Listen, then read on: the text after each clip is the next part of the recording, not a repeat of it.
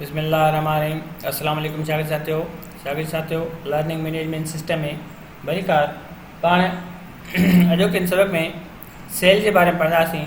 Sale में insert वगैरह कीअं कजे, सेल डिलीट कीअं कजे, सेल फॉर्मेटिंग कीअं कजे। अचो त पाण सबक शुरू था कयूं। सबक खां पहिरियों मां हिते कुझु अखर लिखां त तव्हांखे का ॻाल्हि सम्झ में अची सघे।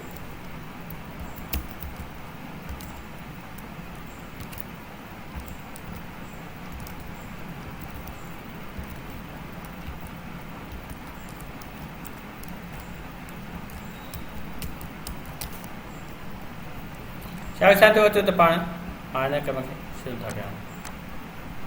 सब खां पहिरियां इंसर्ट सेल आहे।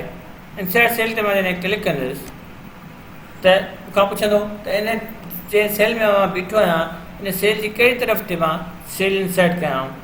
डाउन ते कयां, शिफ्ट सेल अप राइट ते कयां, राइट साइड ते कयां, या एंटायर रो सॼो में कयां, या एंटायर कॉलम में कयां, सॼे कॉलम जे अंदरि कयां, सॼो कॉलम में नओं इंसर्ट करे छॾियां, या रो इंसर्ट करे छॾियां। एंटायर रो मां क्लिक कंदुमि, ओके कंदुसि, हिते सॼी रो इंसर्ट थी वेंदी, सेल न इंसर्ट थींदो।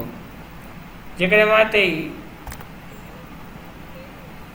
इंसर्ट सेल ते क्लिक करे ऐं शिफ्ट से राइट मतिलबु साॼे तरफ़ां सेल इंसर्ट करणु चाहींदुमि त साॼे तरफ़ खां सेल इंसर्ट थी वेंदो। तव्हां ॾिठो हीअ जेके अखर हुया ही हिन तरफ़ हलिया विया ऐं काॿे तरफ़ ऐं साॼी तरफ़ खां हिकिड़ो सेल इंसर्ट थी वियो। ईअं ई जेकॾहिं मां हिनखे डिलीट करणु चाहियां त डिलीट ते वञी करे मां डिलीट सेल ते क्लिक कंदुसि। उहो मूंखां साॻी तरह सां पुछंदो त कहिड़ी तरफ़ खां तूं सेल डिलीट करणु चाहीं थो। मां अप जी तरफ़ सेल डिलीट करणु चाहियां थो त हेठां खां मथे हलियो वेंदो, मतिलबु हेठां सेल डिलीट थी वेंदो ऐं हेठियों सेल जेको आहे उहो मथे हलियो वेंदो। इन खां पोइ फॉर्मेटिंग जी तरफ़ था अचूं। दोस्तो इन्हनि जा मां तव्हांखे शॉर्टकट कीज़ ॿुधायां। जेकॾहिं डिलीट करिणो आहे त कंट्रोल माइनस त डिलीट जो ऑप्शन खुली आयो आहे। जेकॾहिं एड करिणो आहे त कंट्रोल प्लस इंसर्ट जो ऑप्शन खुली रहियो आहे। इन खां पोइ पाण हलूं था फॉर्मेटिंग जी तरफ़। रो हाइट मतिलबु रोज़ जी हाइट जेका हुआ उहा पाण वधाए था सघूं था। मिसाल हिन 15 ते आहे, पाण 30 ते करे सघूं था। ओके, तव्हां ॾिठो त रो जी हाइट हिनजी वधी वई। इन खां पोइ रो जी कॉलम जी विड्थ, जेकॾहिं कॉलम आहे हिन जी विड्थ वधाइणु चाहियां 8:43 लिखियलु आहे, मां हिनखे 20 ते रखां थो। ओके थो कयां। तव्हां ॾिठो त कॉलम जी विड्थ जेका आहे उहा वधी वई।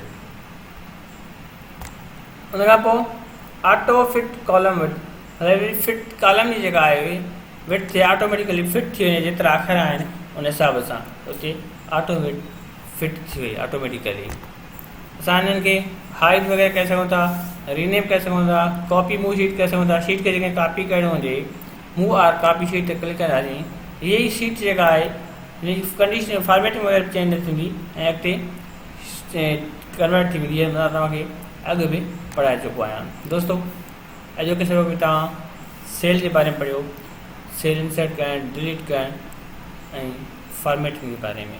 पाण मिलंदासीं अॻिते हिकु नए सबक सां।